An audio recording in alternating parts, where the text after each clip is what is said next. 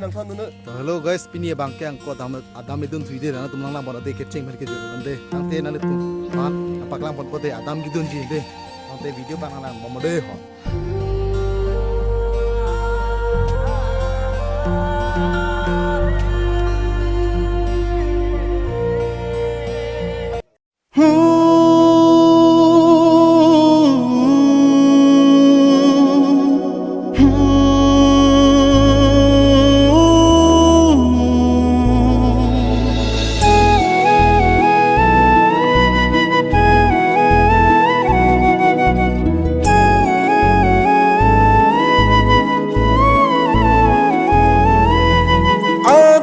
masa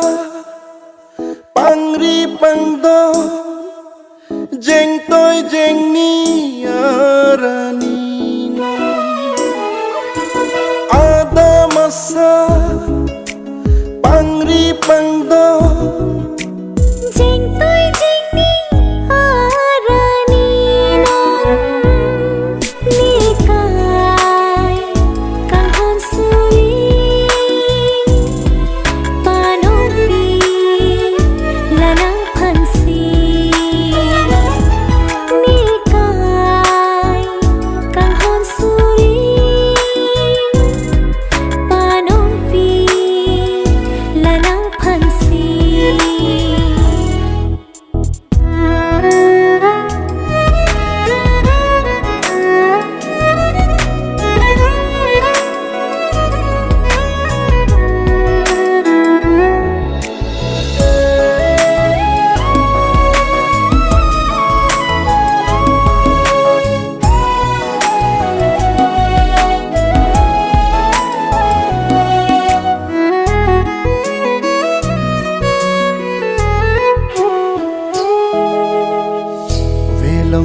harlonggi aro ning thungsi pini ne adam phu nangke adam phi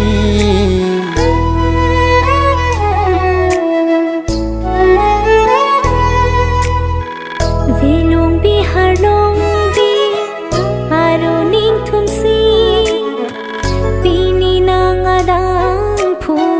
neke adam phi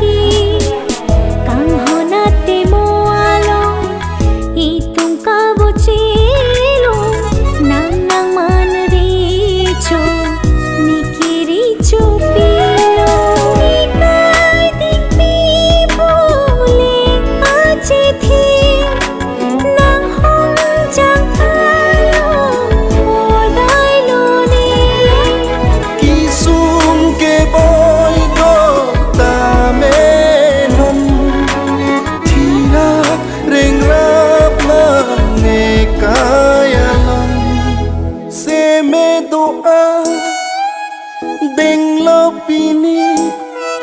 sulang dorana ni hua kengri neka kang hon suri panong pi nang phansi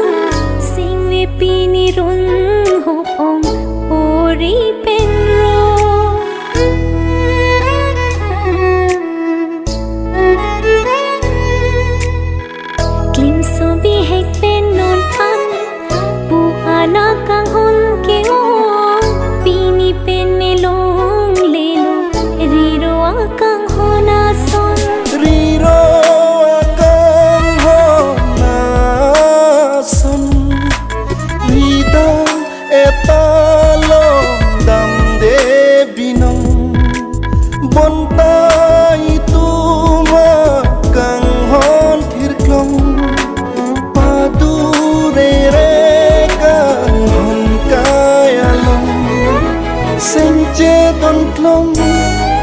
lai tu ngang bông càng hon thir klong po che